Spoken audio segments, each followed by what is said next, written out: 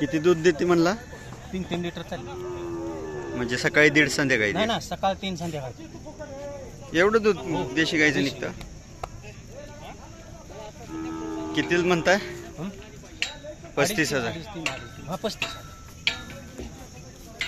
नाव सांगा पुन्हा एकदा. हा नवनाथ जगन्नाथ चव्हाण, राहणार माळखांबी, तालुका माळशिरस, जिल्हा सोलापूर.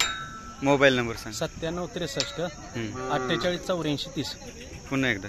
97 63 48 84 30.